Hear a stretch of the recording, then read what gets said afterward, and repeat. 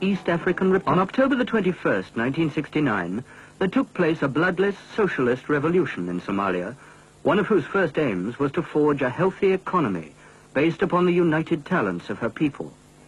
In traditional handicrafts, for example, crafts of wood carving, of stone cutting, ivory, metal, and leatherwork, there previously existed only the single craftsman, catering in a haphazard way for the needs of his tiny local clientele. The revolution changed that, setting up fully equipped cooperatives, in which the craftsman's skills could be enhanced through contact with his fellows, in which he could create more and better goods for an expanding market, including a hard currency market overseas.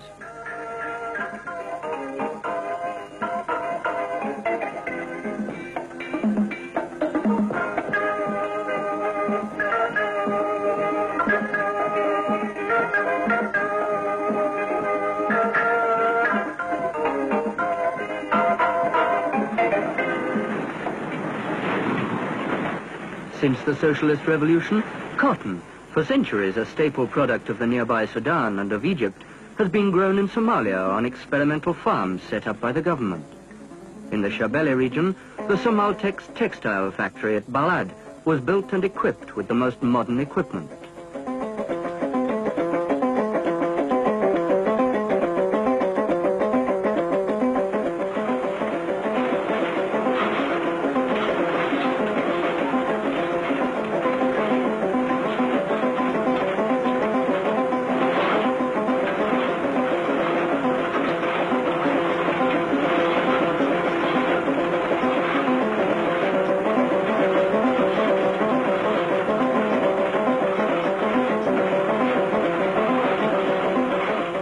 The intention at the outset was to make the country self-sufficient in bleached and dyed cotton fabrics, an objective now achieved with an annual production of 10 million yards.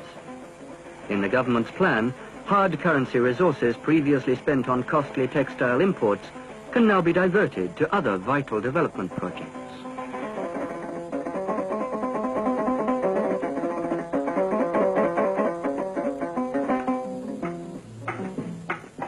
Weaving and pattern making have always been traditional Somali crafts, and the new freedoms offered by a domestic textile industry are encouraging still further these already developed skills.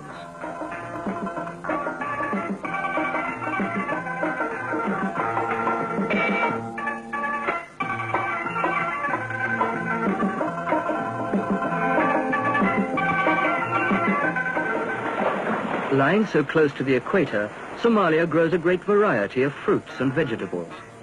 To package these for sale and export, the government built the huge Etop factory at Afgoy. Its positioning is excellent, lying in the very center of the fruit-growing district of the Shabelle and close to Mogadishu's export harbor.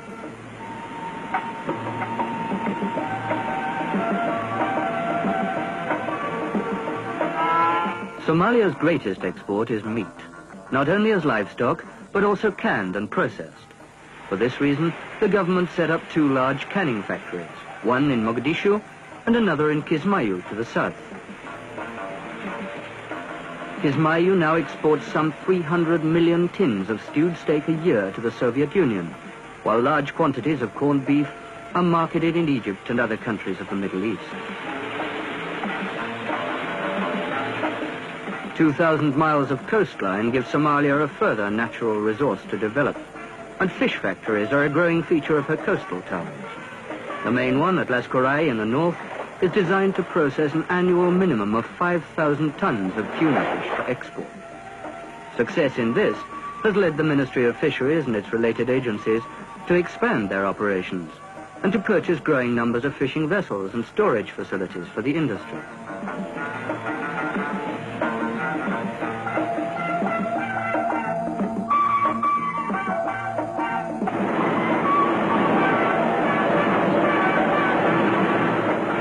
Before the revolution, Somalia's domestic needs were met almost entirely by costly foreign imports.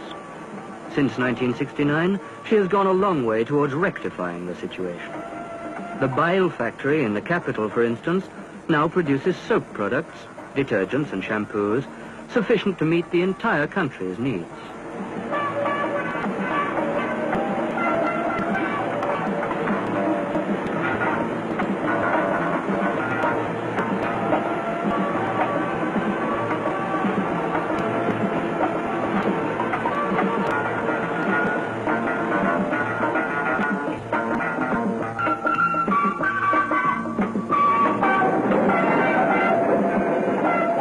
Another light industry developed since the revolution is that of tile making and ceramics here in Mogadishu.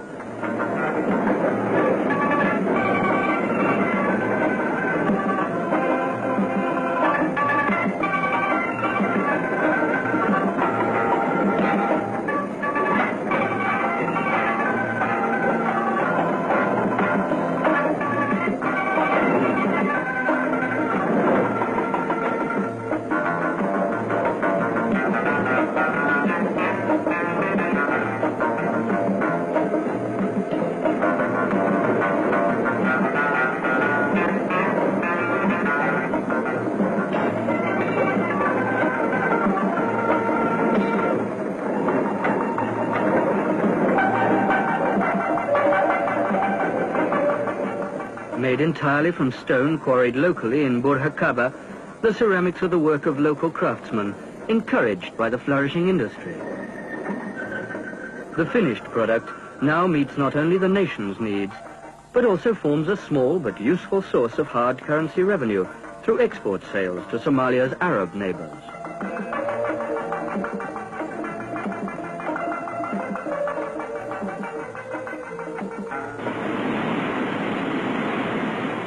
Tobacco has been grown on an experimental basis in Somalia for the past 16 years. Following the revolution, the government undertook to build a cigarette factory in Mogadishu that now turns out over 1 million cigarettes a day.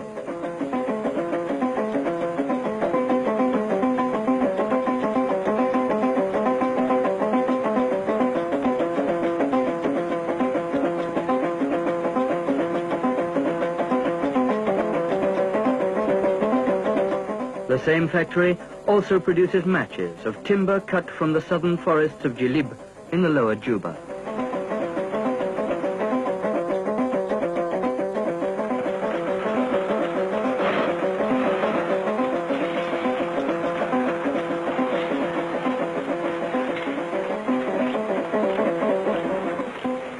This factory, recently built in Mogadishu, is designed to make pasta, spaghetti, macaroni, rigate, from Somali maize, with the aim of making the country self-sufficient in these very essential, very basic foodstuffs.